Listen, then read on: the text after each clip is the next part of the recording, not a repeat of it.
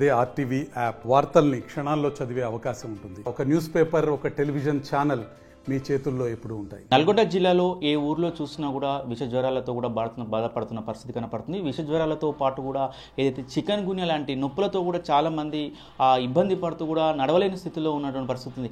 ఎందుకు ఈ విష జ్వరాలు ఎందుకు వ్యాపిస్తున్నాయి, విష జ్వరాలతో పాటు ఈ చికెన్ గున్యా రావడానికి గల కారణాలు ఏంటి తదితర అంశాలు తెలుసుకోవడానికి మనతోటి యాదమ్మ హాస్పిటల్ డాక్టర్ జుకూరి శ్రీకాంత్ గారు ఉన్నారు. ప్రస్తుతం సార్ నాడి తెలుసుకునే ప్రయత్నం చేద్దాం. Sir good morning sir. మొత్తం కూడా నల్గొండ జిల్లాలో కూడా చూస్తున్నాం, ఎక్కడికి పోయినా కూడా హాస్పిటల్ కిటకిటలాడుతున్న పరిస్థితి కనబడుతుంది. ముఖ్యంగా కూడా విష జ్వరాలు, దాంతోపాటు చికెన్ గున్యాకు సంబంధించి నొప్పులు కూడా వస్తున్నాయని కూడా చాలా మంది గ్రామాల్లో ఇబ్బంది పడుతున్న పరిస్థితి ఏంటి సార్? దీని మొత్తం ఎట్లా ఉండదు?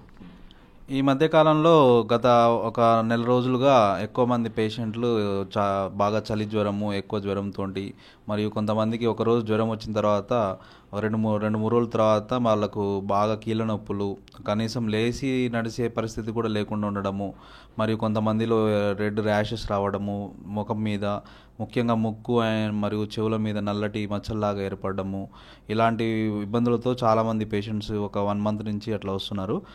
అయితే ముఖ్యంగా ఈ వీళ్ళకి అయితే టెస్టులు చేసినప్పుడు అయితే కొంతమందిలో డెంగ్యూ అనేది పాజిటివ్ వస్తుంది, చాలా తక్కువ మందిలో డెంగ్యూ అనేది వస్తుంది.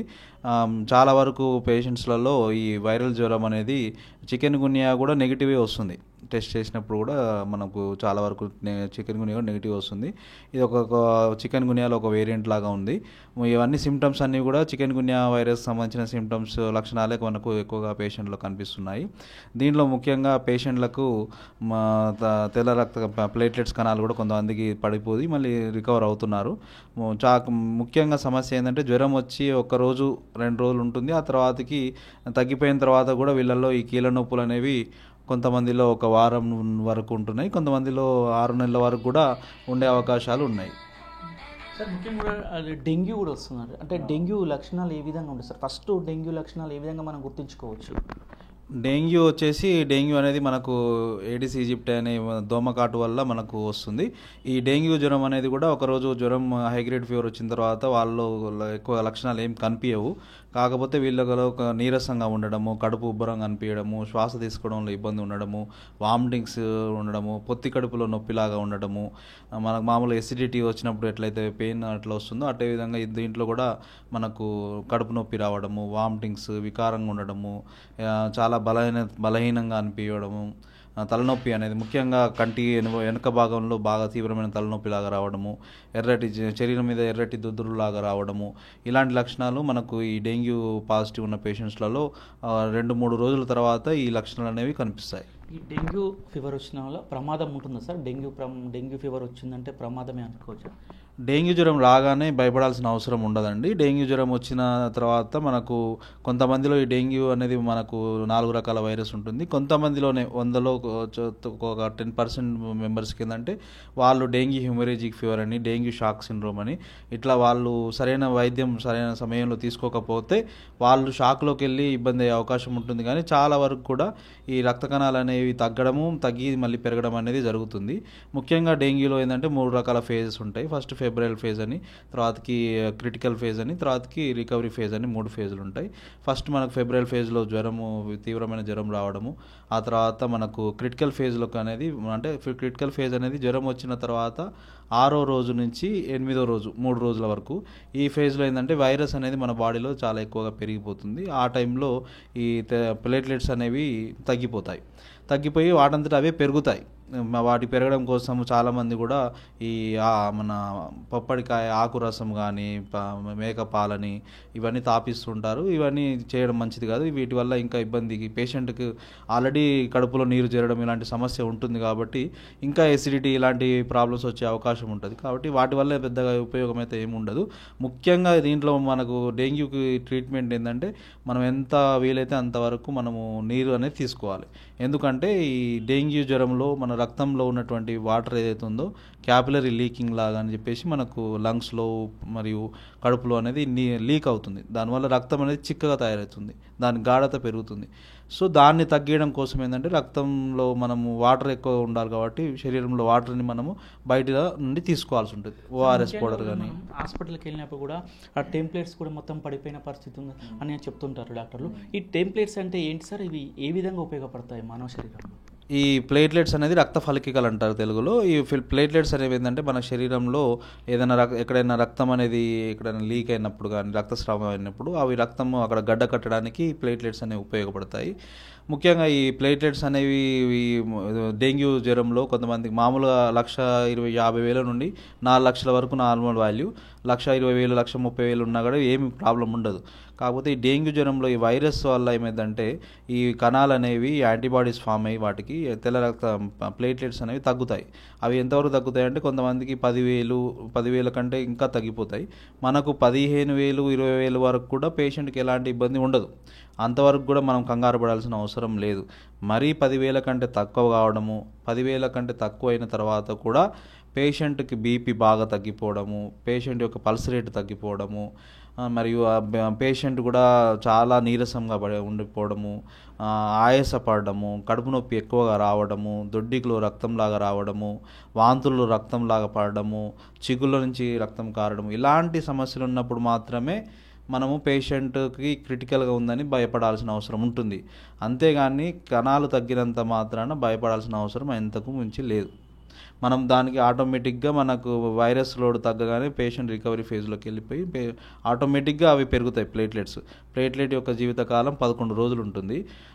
కొత్త కణాలు అనేవి తయారవుతూనే ఉంటాయి బాడీలో. కాబట్టి కొంత టైం ఇవ్వాలి. ఆ టైం లోపల మనం ఏం చేయాలంటే పేషెంట్కి ఎంత వీలైతే అంత ఓఆర్ఎస్ పౌడర్ కానీ, వాటర్ కానీ, ఎక్కువ జ్యూసులు కానీ, వాటర్ అనేది మనం ఇవ్వాలి. మనం పేషెంట్ తాగలేని పరిస్థితిలో ఉన్నప్పుడు ఐవీ ఫ్లూయిడ్స్ ద్వారా మనం ఐవీ ఎన్ఎస్ కానీ ఇవి పెడుతుంటాం. ఎందుకు సార్ మరి ఇప్పుడు ఫ్లూయిడ్స్ మీరు ఓఆర్ఎస్ తాపాలంటున్నారు, చాలా వరకు కూడా ఏదో పోపర్ రసం మీరు అంతా ముందు చెప్పినట్టు పోపర్ రసం కానీ అదేవిధంగా వేరే జ్యూస్ తాగితే కూడా విపరీతంగా ప్లేట్లెట్స్ పెడితే లక్షల వరకు కూడా ఒకటేసారి వస్తాయని కూడా చెప్తున్న పరిస్థితి, అది వాస్తవమే అంటారా సార్? అది దాని మీద ఎలాంటి సైంటిఫిక్ ఎవిడెన్స్ లేదు మనకు ఈ ప్లేట్లెట్స్ పెంచితే అని చెప్పేసి. అది ఒక అపోహభావం విధంగా ఉన్నది. కాకపోతే దానివల్ల మనకు వచ్చే ప్రమాదం ఏం లేదు కాబట్టి మనం కూడా పేషెంట్ యొక్క బిలీఫ్ని ఎందుకు దాన్ని డ్యామేజ్ చేయాలని చెప్పేసి తీసుకోండి అని చెప్తాం. కానీ మరీ ఆకురసము మరియు ఇట్లాంటివి తీసుకోవడం వల్ల పేషెంట్కి ఇంకా ఎసిడిటీ అనేది పెరిగిపోయి కడుపు నొప్పి అనేది తీవ్రమయ్యే అవకాశాలు ఉంటాయి. కాబట్టి ఎక్కువ మోతాదులో వాటర్, జ్యూస్లు, ద్రవ పదార్థాలు అనేవి ఎక్కువ తీసుకోవాలి. సార్ చాలా వరకు ప్లేట్లెట్స్ తగ్గిపోయినప్పుడు ట్రీట్మెంట్ ఏ విధంగా చేస్తారు సార్? చాలా వరకు అతను మ్యాక్సిమం మొత్తం పడిపోయిన పరిస్థితిలో ట్రీట్మెంట్ ఎట్లా చేస్తారు సార్? మామూలుగా మనము ప్లేట్లెట్స్ అనేవి 15,000 20,000 వరకు కూడా మనకు ఎలాంటి ప్లేట్లెట్స్ మనము ఎక్కియాల్సిన అవసరం ఉండదు. 10,000 కనుక పడిపోయినప్పుడు పేషెంట్ యొక్క ఇప్పుడు ఏదైతే డేంజర్ సిమ్టమ్స్ చెప్పామో అలాంటి సిమ్టమ్స్ ఉన్నప్పుడు 20,000 ఉన్నప్పుడు కూడా ప్లేట్లెట్స్ అనేవి ట్రాన్స్ఫ్యూజ్ చేస్తాం. ఆ ప్లేట్లెట్స్ కూడా మనం వేరే వ్యక్తి నుంచి కేవలం ప్లేట్లెట్స్ మాత్రమే తీసుకుంటాం. అవి తీసుకొని మనము ప్లేట్లెట్స్కి ఎక్కియడం జరుగుతుంది.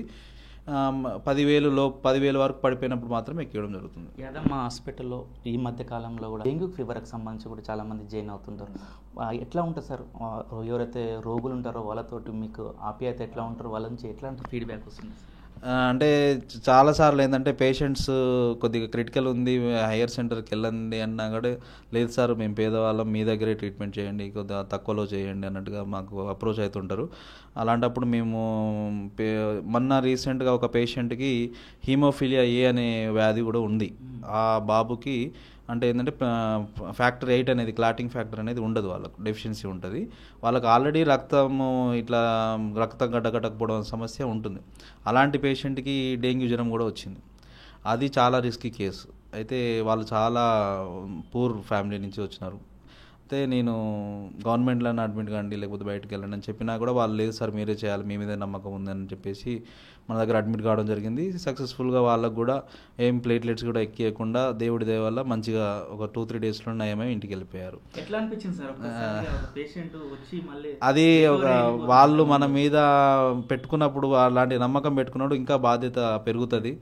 అదేవిధంగా దేవుడి దయ వల్ల కూడా ఇప్పటివరకు అయితే మనము చాలా వరకు పేషెంట్స్కి 10,000 వరకు వెళ్ళినాక కూడా మనము పేషెంట్స్కి రీసెంట్గా ఒక అతను బార్బర్ తెలిసిన వాళ్ళకు ప్లేట్లెట్స్ 8,000 10,000 వరకు పడిపోయినాయి. అయితే వాళ్ళు ఏమన్నారు ఎక్కించుకుంటాం సార్ రిస్క్ వద్దు అన్నా కానీ వాళ్ళకు అష్యూరెన్స్ ఇచ్చి వాళ్ళకు ఒక కాన్ఫిడెన్స్ ఇచ్చి వాళ్ళకు కూడా మళ్ళీ నార్మల్గా పెరిగినాయి. వాళ్ళు ఒక 3-4 డేస్లో నార్మల్ అయిపోయి ఇంటికి వెళ్ళిపోయారు. ఏంటంటే వాళ్ళ భార్య భర్త ఇద్దరికి ఒకటేసారి డెంగ్యూ వచ్చింది. దీనివల్ల ఏంటంటే ఫైనాన్షియల్గా కూడా చాలా దెబ్బతింటున్నారు. కాబట్టి మా గవర్నమెంట్లో కూడా మంచి వైద్యం అందుతుంది. చాలా మన హాస్పిటల్లో అయితే చాలా వరకు తక్కువ ఖర్చుతుండే మనం వైద్యం చేయడానికి ప్రయత్నం చేస్తాం. సార్ ముఖ్యంగా కూడా నల్గొండ జిల్లా ప్రజలకు ముఖ్యంగా కూడా ఏదైతే విష జ్వరాలు వ్యాప్తి చేస్తున్న క్రమంలో కూడా ప్రజలకు ఏం సూచనలు ఇవ్వబోతున్నారు సార్? ముఖ్యంగా ఏంటంటే ఇది కరెక్ట్ కాదు. కాకపోతే ఏంటంటే కొంత ప్రైవేట్ హాస్పిటల్లో ఈ డెంగ్యూకి సంబంధించినటువంటి ఫేక్ రిపోర్ట్స్ తయారు చేయడము, ప్లేట్లెట్స్ కూడా తక్కువ లేకున్నా కానీ తక్కువగా ఇవ్వడము, ఇలాంటివి చేస్తుంటారు కొన్ని హాస్పిటల్. అన్ని హాస్పిటల్ నేను చెప్పను, కానీ కొన్ని హాస్పిటల్లో ఇలాంటి ఫేక్ రిపోర్ట్స్ కూడా చేస్తున్నారు. కాబట్టి పేషెంట్స్ కూడా జాగ్రత్తగా ఉండి వాళ్ళు ఖచ్చితంగా శాంపుల్ని గవర్నమెంట్లో ఎలిసా టెస్ట్ అని ఉంటుంది మనకు, అక్కడికి పంపించుకొని అక్కడ డెంగ్యూ నిర్ధారణ అయిన తర్వాతనే మనం ఒక సెకండ్ ఒపీనియన్ తీసుకొని చేసుకోవాలని చెప్పేసి ప్రజలకు నేను విన్నవిస్తున్నాను. అదేవిధంగా ఊర్లలో కూడా చాలామంది వచ్చిరాని వైద్యం చేసి ఎవరైతే వాళ్ళు చదువుకోకుండా ఆర్ఎంపీలుగా చెలామణి అవుతూ వాళ్ళు ఆల్రెడీ పేషెంట్ని అక్కడ భయభ్రాంతులకు గురి చేసి అక్కడ ఒక 3-4 రోజులు ట్రీట్మెంట్ వాళ్ళు ఇచ్చేసి వాళ్ళ దగ్గర డబ్బుల్ని ఖర్చు పెట్టించిన తర్వాత మళ్ళీ అక్కడ వాళ్ళ దగ్గర డబ్బు అంతా అయిపోయిన తర్వాత వాళ్ళని మళ్ళీ ప్రైవేట్ హాస్పిటల్లో కమిషన్ల కోసం కూడా వాళ్ళు పంపించడం జరుగుతుంది. ఇవన్నీ కూడా మనం ప్రజల యొక్క అవగాహన లోపం వల్లనే జరుగుతుంది. ఇప్పుడు ఆర్ఎంపీది తప్పు లేదు, కమిషన్ ఇచ్చే డాక్టర్ తప్పు లేదు, మనం మోసపోతున్నాం. కాబట్టి ప్రజలనే వాళ్ళు మోసపోకుండా వాళ్ళు మంచి వైద్యం కోసం మన గవర్నమెంట్ హాస్పిటల్, ప్రభుత్వ హాస్పిటల్ ఉన్నాయి. కొన్ని హాస్పిటల్స్ కూడా తక్కువ ఖర్చుతో వైద్యం చేస్తున్నాయి. అలాంటి హాస్పిటల్కి మీరంతా మీరే వెళ్ళి చేసుకోవడం వల్ల మీరు మీ యొక్క ఫైనాన్షియల్గా మీరు దెబ్బతినరు, మరియు ఆరోగ్యపరంగా కూడా మీకు ఎలాంటి సమస్య ఉండదు. రైట్. మొత్తంగా కూడా డాక్టర్ శ్రీకాంత్ గారు ఒకటే చెప్తున్నారు, ఎవరైతే డెంగ్యూ జ్వరం కానీ చికెన్ గున్యా అవసరం మాత్రం బాధపడాల్సిన అవసరం లేదు, భయపడవలసిన అవసరం కూడా లేదని కూడా ఆ డాక్టర్ గారు చెప్తున్న పరిస్థితి కనబడుతుంది. చికెన్ గున్యా నొప్పులు మాత్రం కొంతమందికి 10 రోజులు ఉంటాయి, మరి కొంతమందికి ఒక నెల రోజులు 2 నెలలు కూడా ఉంటాయని చెప్తున్నారు. తగిన జాగ్రత్తలు తీసుకుంటే ఇలాంటి ప్రమాదం జరగకుండా ఉంటుందని కూడా డాక్టర్ గారు చెప్తున్న పరిస్థితి కనపడుతుంది. వీడియో జర్నలిస్ట్ కృష్ణతో అచ్యుత్, RTV నల్గొండ.